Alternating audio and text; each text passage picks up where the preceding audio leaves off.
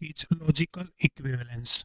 दो स्टेटमेंट्स को हम लॉजिकली इक्विवेलेंट जब कहेंगे अगर उनकी सेम ट्रूथ वैल्यू आती है सभी पॉसिबल केसेस के लिए।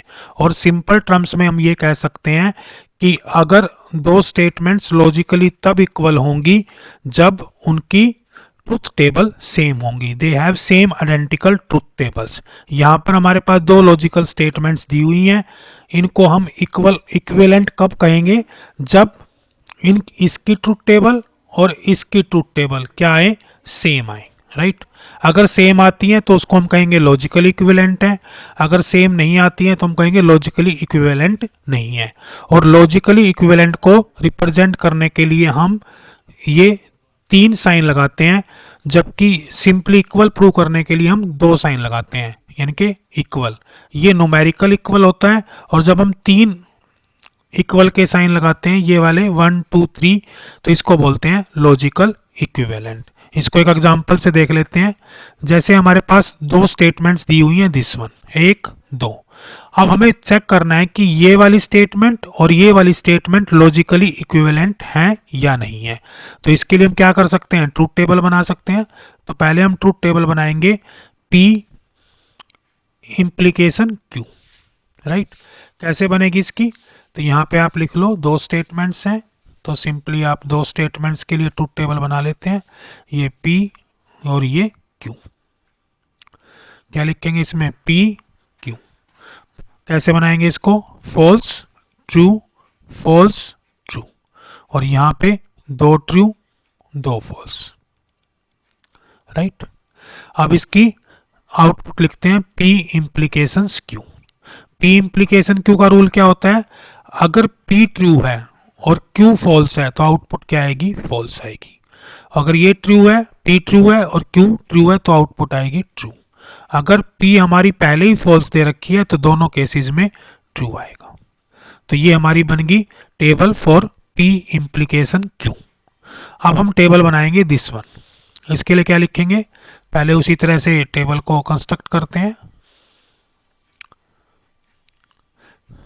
दो स्टेटमेंट्स हैं तो सेम टू सेम लिख लेंगे, ये P और ये Q।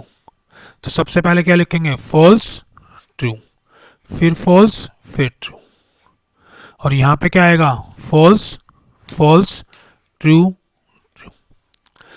क्या दिया हुआ स्टेटमेंट्स में, नेगेशन ऑफ P और Q। तो नेगेशन ऑफ P लिख लो पहले। नेगेशन ऑफ P का मतलब होता है P की वैल्यू को रिवर्स कर देना। यहाँ फॉल्स है तो यहाँ क्या आ जाएगा, ट्रू। यहाँ फॉल्स है तो ट्रू, और यहाँ पे ट्रू है तो फॉल्स, और यहाँ पे ट्रू है तो फॉल्स। अब क्या करना है, इसके बीच में और इसके बीच में कौन सा गेट लगाना है, और, यानी कि कौन सा कनेक्टिव्स लगाना है हमें, और लगाना है, और। तो ये क्या बन गया, इसको लिख लो यहाँ पे, नेगेशन ऑफ P और Q। अब एक फॉल्स है एक ट्रू है तो आंसर क्या आएगा, ट्रू। एक फॉल्स है, सॉरी, एक फॉल्स है एक ट्रू है तो आंसर क्या आएगा, ट्रू। दोनों ट्रू है तो आंसर क्या आएगा, ट्रू। दोनों फॉल्स है तो आंसर क्या आएगा, फॉल्स। और ट्रू और फॉल्स है तो क्या आएगा, ट्रू। अब इसको चेक करो आप, अब ये लॉजिकली इक्विवेलेंट है या नहीं है। यहां पर आप देखोगे, यहां पे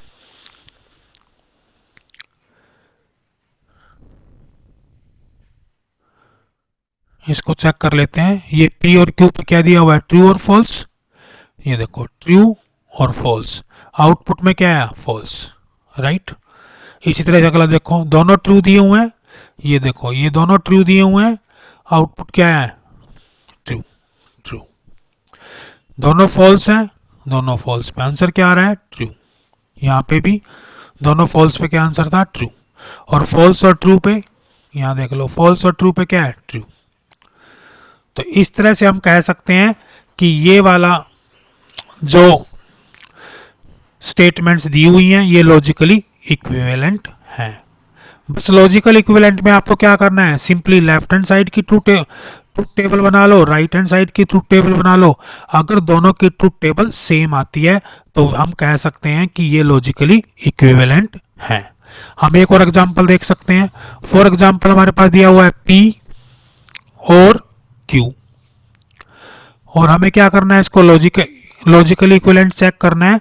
मान लो negation of P and Q।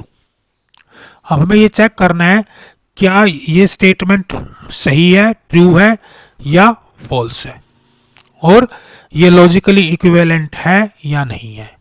Logically